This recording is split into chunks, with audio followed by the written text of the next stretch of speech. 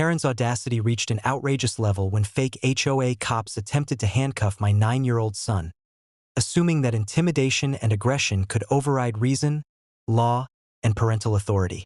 She believed that boldness, audacity, and perceived power would force compliance. What she did not anticipate was that my son's scream, shouting "Dad," would trigger my immediate response, fully prepared and armed, exposing their reckless audacity. It began on a bright afternoon when my son was playing in the front yard. Karen, having recruited fake HOA enforcers, approached the property with aggressive confidence, attempting to assert control over a child. Her audacity relied entirely on intimidation and the assumption that I would not intervene. She had fabricated authority and enlisted willing participants to enforce her imagined rules. As the fake HOA officers advanced, one attempting to handcuff my son, the boy screamed loudly, calling out, "Dad!" His voice, filled with fear and urgency, activated my situational awareness instantly. I had anticipated that Karen's audacious overreach might escalate to physical confrontation, so I was already prepared, standing a safe distance away but ready to intervene. I ran toward the scene, commanding the fake enforcers to halt immediately. My calm but authoritative tone, coupled with visible preparedness, made clear that their audacity had triggered immediate accountability. Karen, confident in her intimidation, had not anticipated the presence of a parent fully prepared to respond to threats against their child.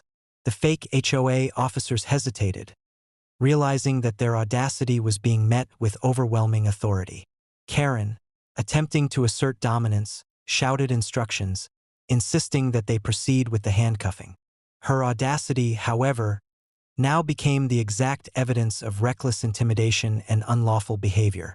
I documented the entire incident in real time. Security cameras captured Karen's instructions, the officer's actions, and my son's terrified reactions. Every movement, every aggressive gesture, and every audacious claim was recorded. Karen's assumption that intimidation alone would suffice was completely dismantled by preparation, authority, and documentation.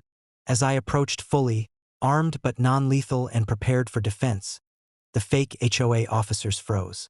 Karen realized that her audacious plan had failed spectacularly.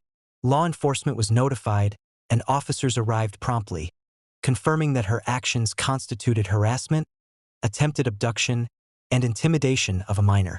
Karen's boldness, which she had relied upon to manipulate and intimidate, had now transformed into evidence of criminal and civil liability. The audacity that had previously allowed her to assert control over neighbors now became the mechanism of her humiliation and accountability. By mid-afternoon, Karen and her accomplices were formally cited for harassment, child endangerment, and impersonation of authority. Her audacious attempt to enforce control through intimidation had completely backfired. Cedar Pines residents, who had witnessed her prior audacity, now saw the full collapse of her bold persona. The neighborhood absorbed a critical lesson. Audacity, when applied recklessly, without legality, or against the vulnerable, collapses immediately when confronted with preparation, authority, and accountability. Karen's attempt to intimidate a child had been neutralized, documented, and punished. By evening, my son was safe.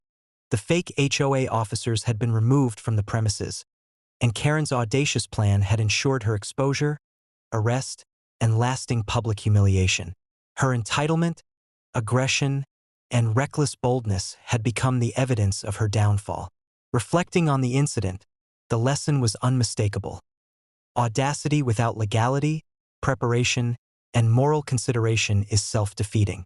Karen's attempt to manipulate and intimidate a child transformed her boldness into liability, public embarrassment, and legal consequence. Karen's audacious plan, intended to dominate and control through intimidation, had spectacularly failed. Cedar Pines residents now understood that boldness untempered by law, preparation, and respect for others always collapses under consequence.